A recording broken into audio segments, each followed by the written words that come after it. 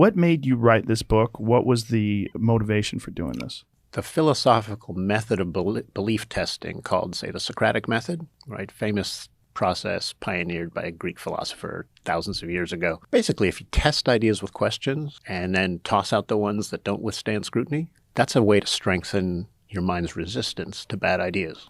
Are we naturally gullible and believing of others, or are we naturally skeptical of new ideas and new people at a very young age? That's a great question. I think one key data point on this question is that most kids will believe in the tooth fairy if you tell them there is a tooth fairy. And that seems to suggest that we're born more on the gullible side. Now, there's probably good evolutionary reasons for that. When kids are trusting, especially of the parents and the people around them early in life, they can absorb information much more rapidly and learn what they need to become adaptive adults.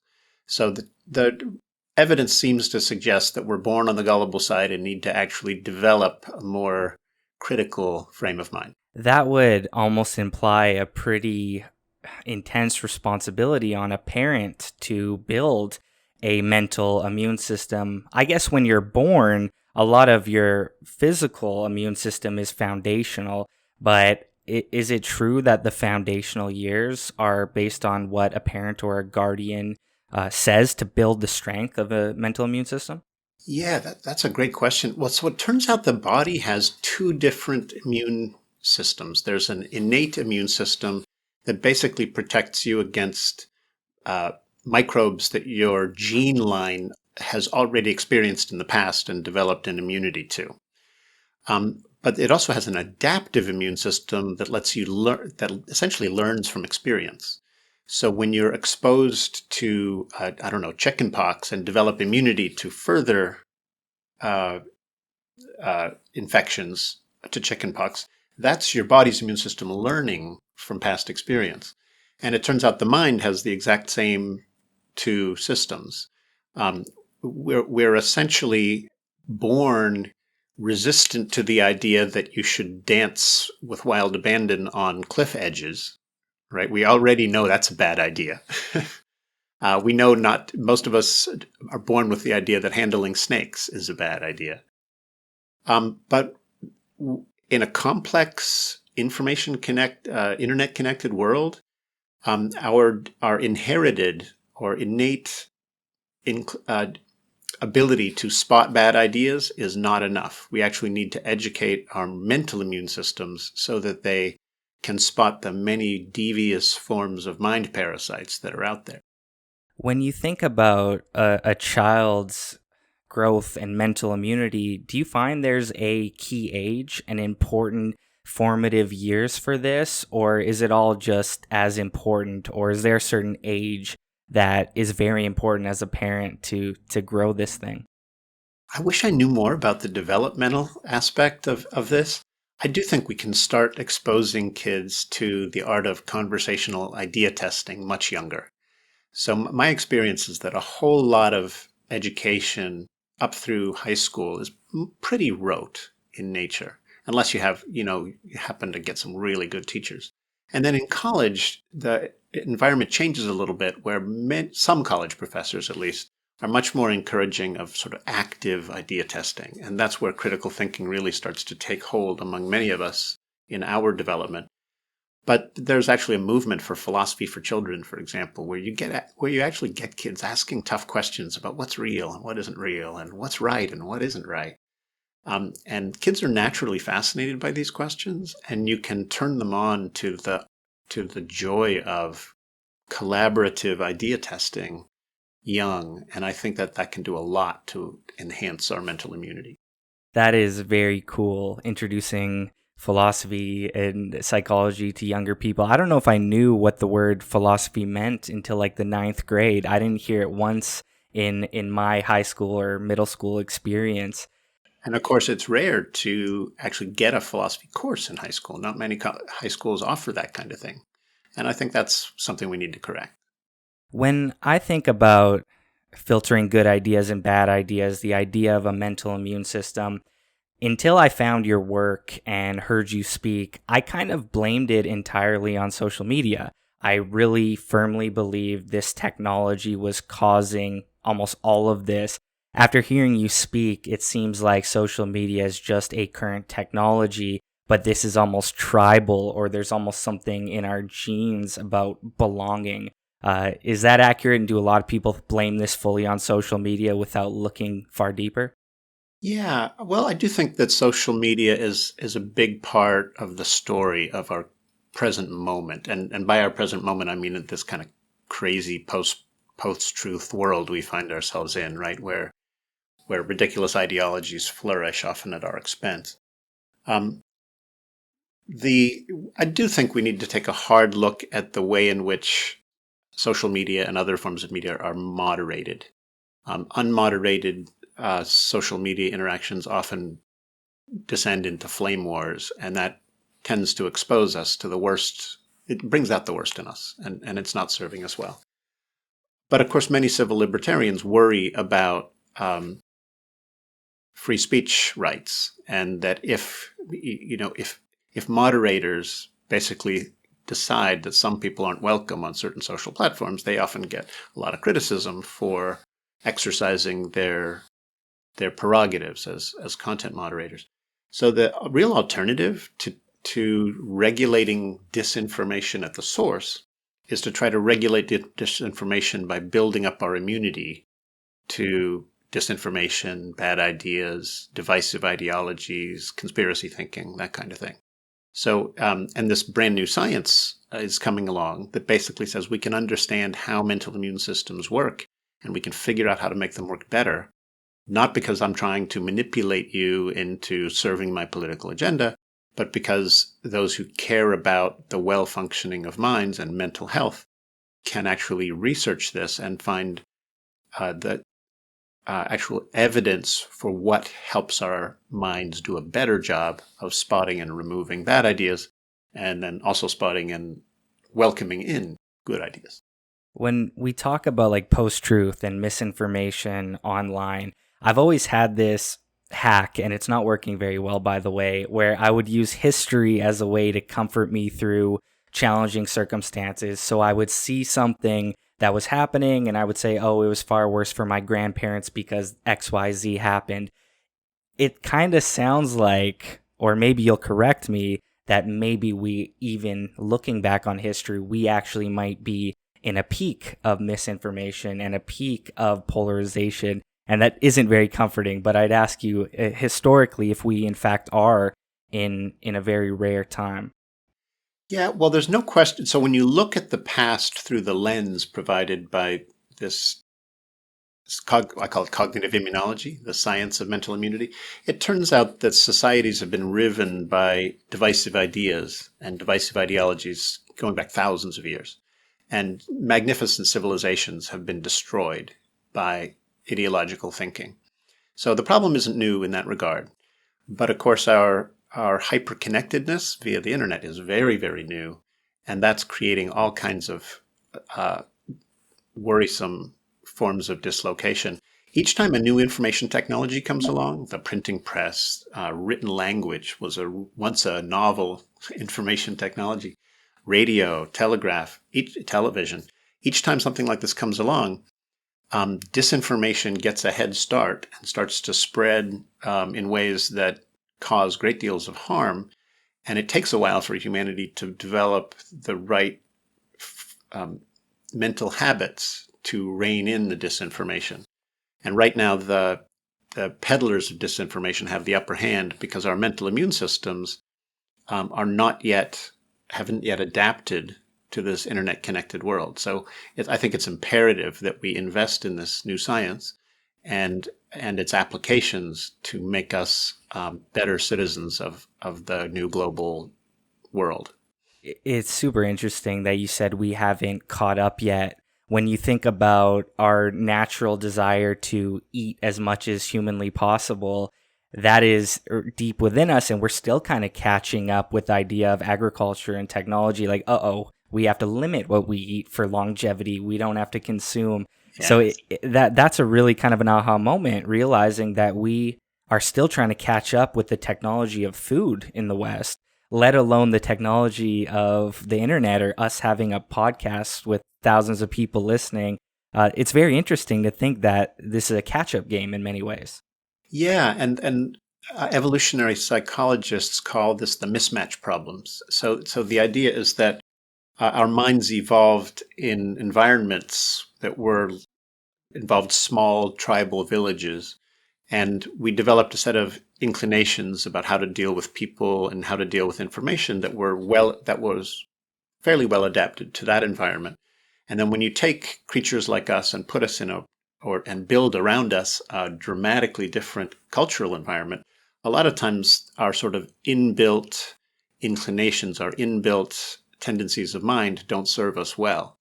And so, um, evolution instilled a love of sweets in us because fruits were an important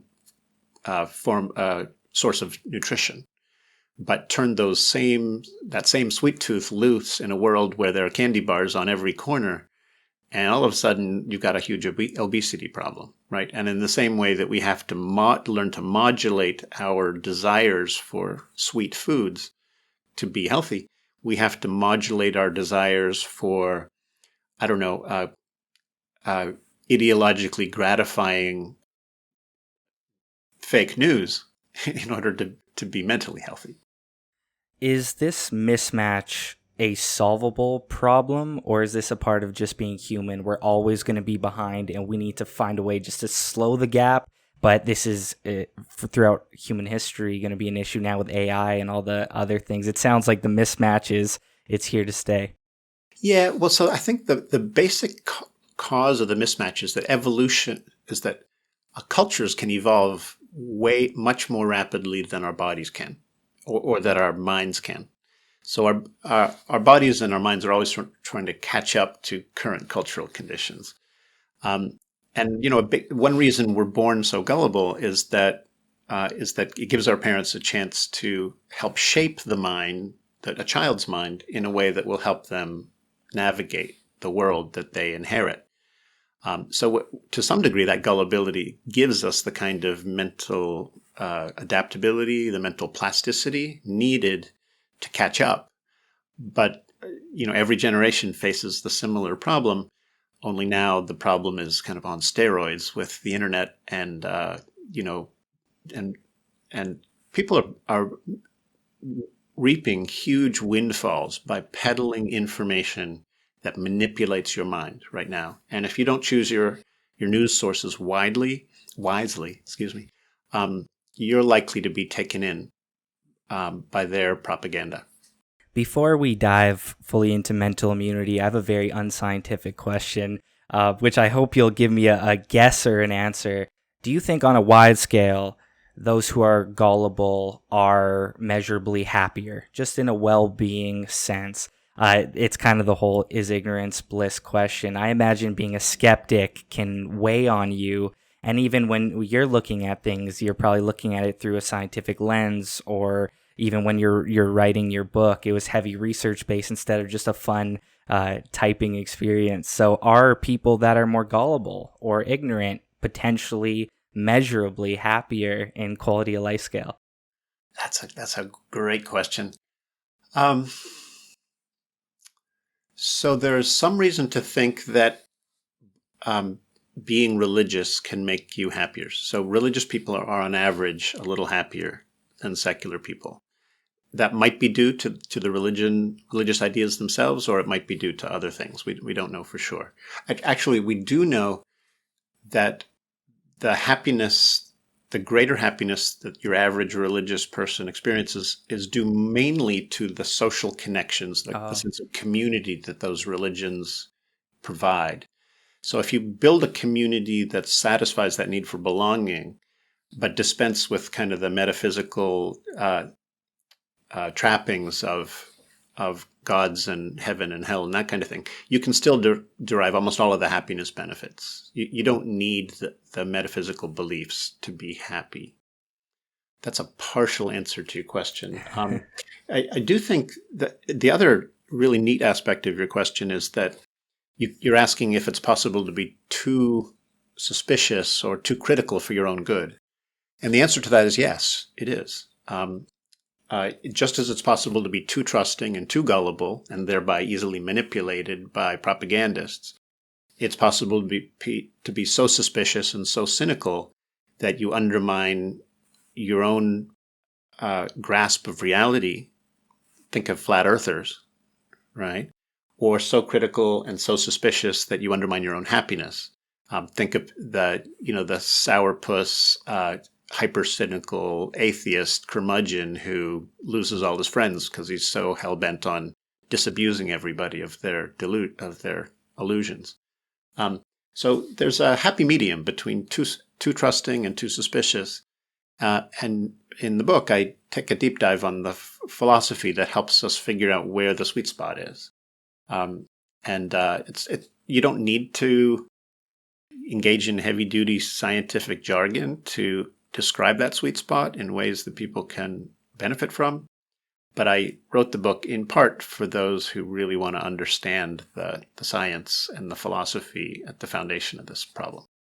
Yeah, I definitely take away from that answer that balance is the key. Being highly skeptical, it doesn't seem like a sustainable way to live a happier, peaceful life. Going back to mental immunity, I think those who might just click the thumbnail or see the title might think this is like a metaphor self-help book. But what they don't understand, there's real research. This is a scientific book. This is not a self-help book. So I'd like you to talk about that contrast between what people might think when looking at the cover versus the reality and the deep research you put in to actually prove this. Yeah, thank you. My training is as an academic philosopher, and I've had to work hard to actually communicate with real people as opposed to academic specialists. And I think I've managed to come a fair way there. And we philosophers are kind of allergic to self-help books. And my book tries to avoid becoming kind of syrupy, self-helpy. At the end, in the conclusion, I do outline some very practical steps that people can take, both to develop their immunity to bad ideas, and to actually learn how to grow, not just in terms of your grasp of reality, but also in terms of your moral. It turns out you can grow morally just as you can grow in terms of your understanding of reality. So I talk about both of those things, but let me mention a couple of the scientific findings that really add heft and weight to this new science of mental immunity. Back in the 1960s, a psychologist named William McGuire discovered something fascinating. He found that if you expose a mind to a weakened form of an argument, the mind will often become resistant even to strong versions of the same argument.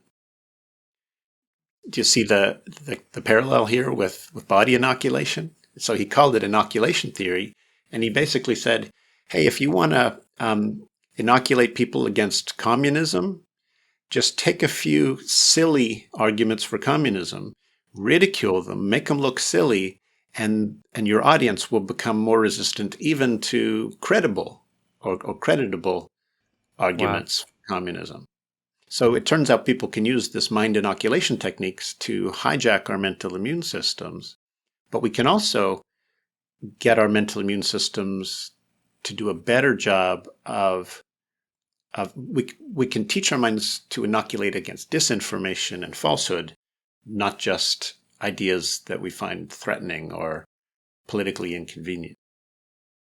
So it sounds like fear is a way to hack your mental immune system, and that's probably why the media and clickbait, and there's a business model. Even politicians, unfortunately, use fear to generate votes. Is it safe to say that fear is the most surefire hack to get people to believe things that are potentially absurd?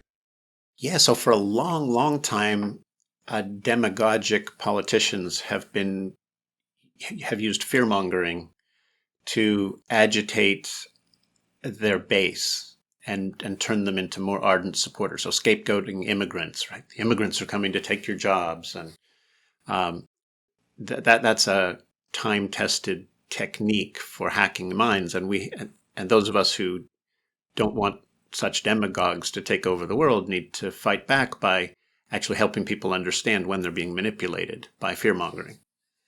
I'll say this also: disdain turns out to be a very powerful way to hijack mental immune systems. So if you present somebody else's position or argument and use a disdainful attitude, a lot of times that will decisively reshape your audience's attitude of the person you're heaping disdain on. Wow. Even if it's unfair to disdain them in that way. So watch out for disdain. If somebody's using disdain to demonize someone or turn you against them, uh, become suspicious of what they're trying to do. They're manipulating you, probably to their own benefit, more than they're actually casting light on what's the real situation. In some ways, some can use your book as a defense for the traditional political playbook. In some ways, this is a book about influence on a political end or even a marketing sense. And this is almost a defense for, which is kind of sad to say, but it does sound like what you're saying every time you've said something about fear or disgust or different disdain. I'm like, oh, that's like a politician's line. And immigration, that's another line you hear. I'm in Canada, I'm a Canadian, I hear that here, I hear it in the US on Twitter. Do you find that a lot of the things you write about are unfortunately used in modern politics to rally votes? Yeah, so it turns out that culture wars create behaviors that compromise our mental immunity. So if you're taught by your political tribe to heap disdain on the other political tribe, or if you start using reasons as weapons to win rather than as tools for finding out. So here's the takeaway on this. The wisest people with the strongest mental immune systems always use reasons to find out or to help people understand. And and people who use reasons instead as weapons to defeat a perceived enemy or as shields to defend themselves, they end up compromising their own immunity to bad ideas. They start to view everything through a tribal lens, and they become blind to their own tribe's shortcomings. I had a pretty big moment. I'm not sure if this was from one of your talks or if I read this somewhere, but we talked about how religious people tend to be a little bit happier because of maybe it's social, maybe it's religion. And I heard about conspiracy spirituality or conspiracy and religion having similarities. And that was a really big moment for me because it took kind of the humor out of what I viewed as insane conspiracies. And it's very easy to laugh things off. But when you say, oh, no, this is similar to a religion or this is similar to a cult in some ways, that's when I said, oh, well, then I have a little more empathy for this situation. So at first I'd ask, did I hear that from you? And are there similarities between religion, cults, and deep conspiracy social groups? Yeah, so I'm not a religious person myself, and a lot of the non-religious people I hang out with see cults and religions and conspiracy theories as all kind of very similar phenomena. Now, there are differences also, and in fairness, we need to recognize those differences. But there was an article just in the last week or so that QAnon, this absolutely crazy idea that, our government is run by a cabal of Satan-worshipping pedophiles. I mean, just doesn't even pass the reality sniff test. But it has so many followers now that it is bigger than than some mainstream religions in America. I mean, that's crazy, right? And it started as a conspiracy theory. You can follow the history of QAnon, and using forensic tools and digital tools, you can actually examine how this idea, which was kind of seductive at first, but small scale, started to infect minds and spread and actually mutates into even more infectious forms. spreads even further. And now so many people have begun to hitch their identities to this conspiracy theory that it is very hard to distinguish from a cult. Is it appropriate to have empathy or understanding for people that are in conspiracies like that if there are similarities to a cult? I don't know, even just personally, how to deal with some of the insanity, whether it is good to use humor or whether it's good to use better ideas, or if just empathy is kind of our most realistic route. How should somebody morally deal with what you view as an insane conspiracy theorist? Yeah, that's a terrific question, Peter. So I think many smart, or at least clever and well-intentioned people can get sucked into a conspiracy theory. And the compassionate response to something like that, especially if it's a family member or a close friend, is not to ridicule. In fact, if you do ridicule or just brush them off as kooky, you won't gain the kind of trust needed to help them climb out of that hole. So you have to be willing to listen sympathetically and without judgment if you want to help crazy Uncle Frank from coming out of his QAnon rabbit hole, right? Um, at the same time, many people descend into conspiracy theory rabbit holes because they don't conduct their cognitive affairs in responsible ways. So if you indulge in irresponsible believing habits and then get sucked down a rabbit hole, you're partially responsible for that. So I think it's fair to say that those who succumb to mind viruses of various kinds are partially responsible for that. I wouldn't blame the 4-year-old who believes in the truth fairy for their kooky idea. I would use compassion and understanding and maybe even a little indulgence of that belief for a time. But but there are other people who are just outright blameworthy for stoking conspiracy theories because they know better, and they do it anyway because they're getting rich or gaining political power as a result.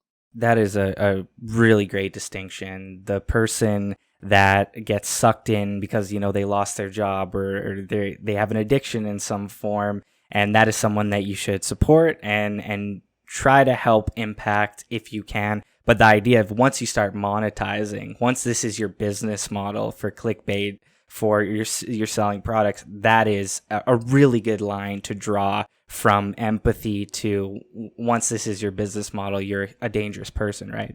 Well, and of course, there are plenty of people out there who are buying into conspiracy theories and helping to spread them, not because they're making money at it or getting rich, but because it boosts their standing in a community of fellow conspiracy theorists.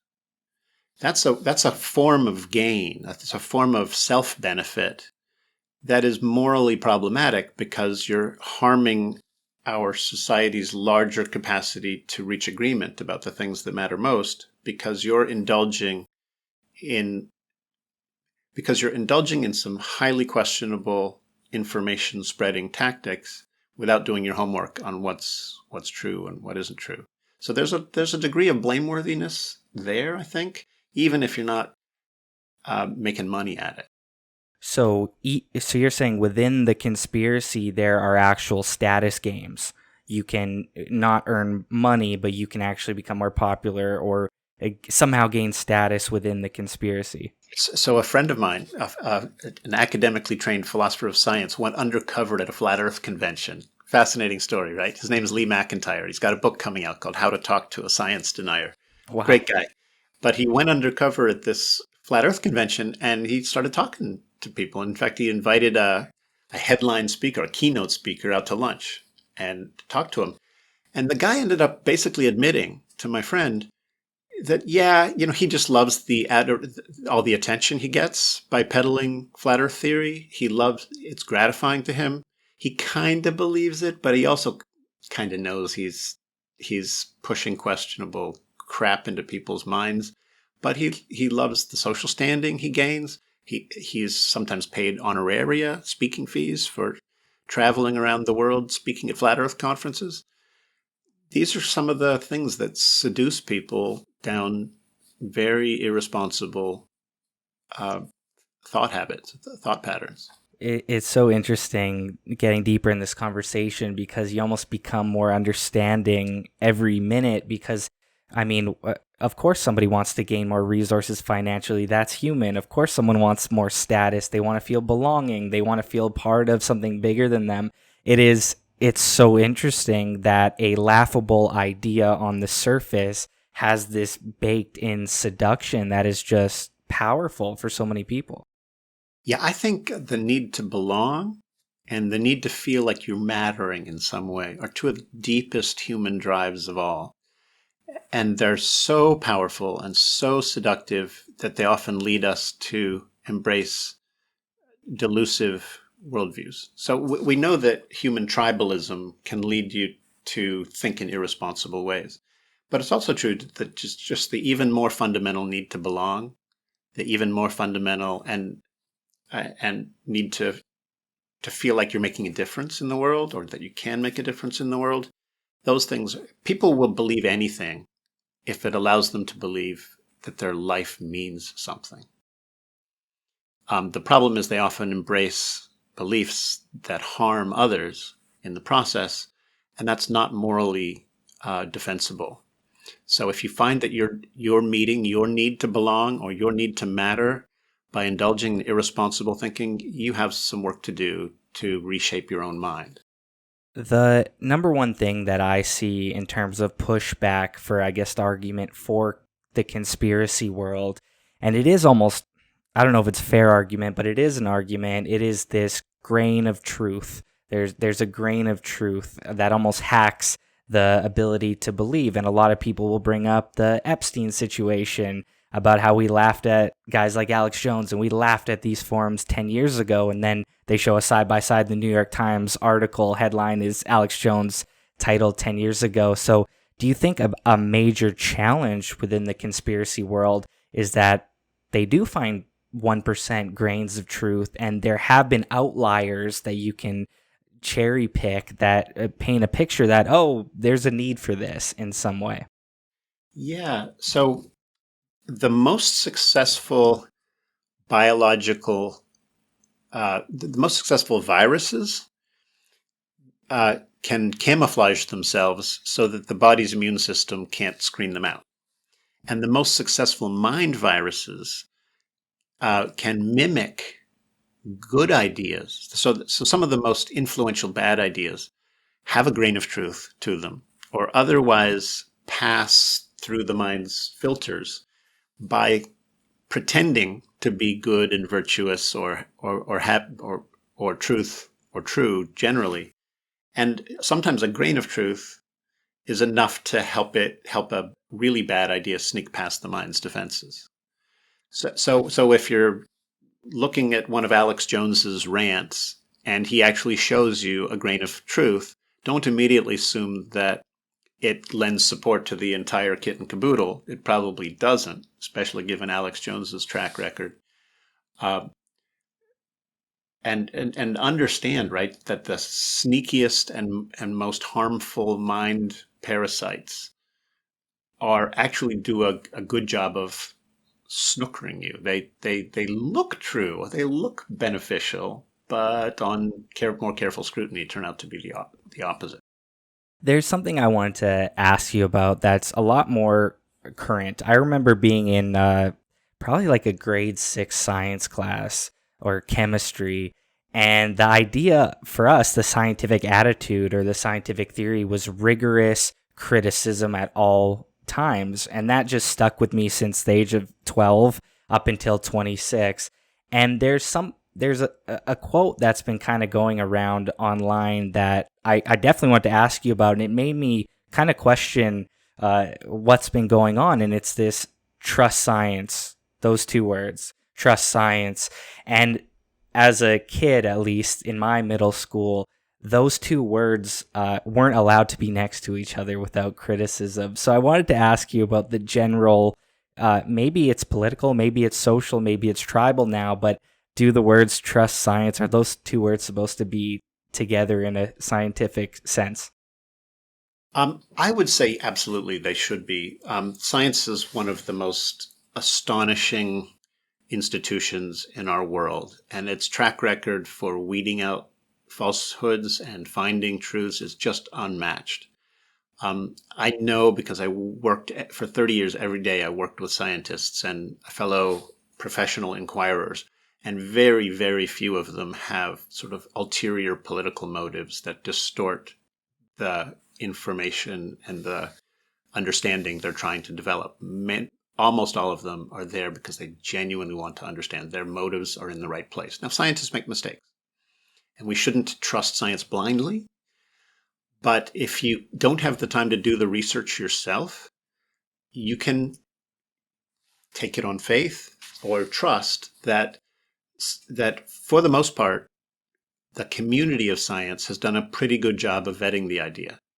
Now, they don't always get it right, but one of the things that makes science successful is that they crowdsource the search for truth. No one person can basically declare something a scientific truth. It has to be tested by lots of people and put through the ringer of peer review and all that thing. And with lots of different people, each of whom's trained to test ideas, collaborate on idea testing, you can raise the bar and on what counts as a responsible idea much higher than we tend to in ordinary everyday life.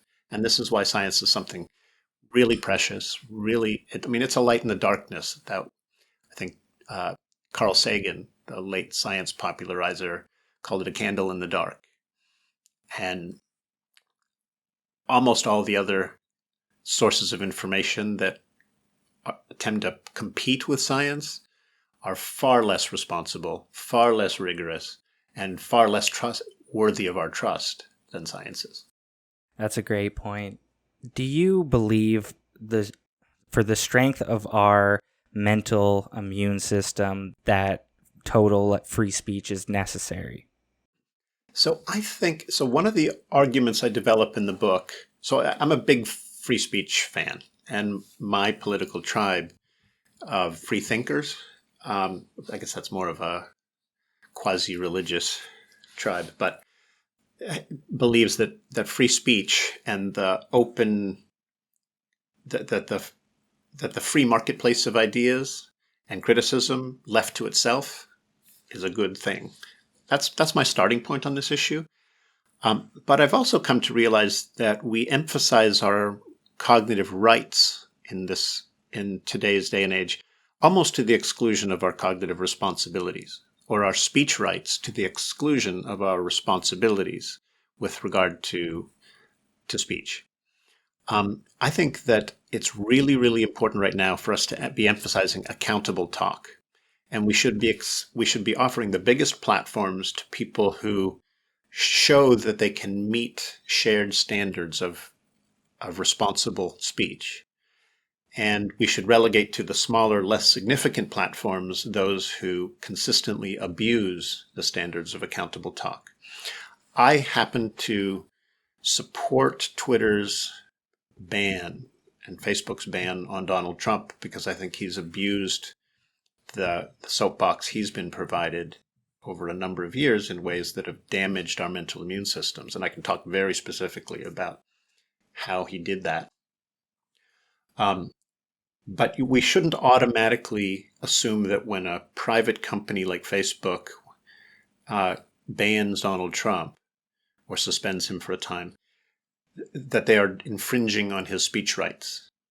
Because, you, Peter, have a certain platform, this show, Welcome Home. You're not obligated to provide Donald Trump access to that platform. People who run different platforms are, now the government shouldn't be in the business of telling Donald Trump he can't speak. But private companies like Twitter and Facebook, I think, have some responsibility to ensure that the people who are using their platform aren't weaponizing it.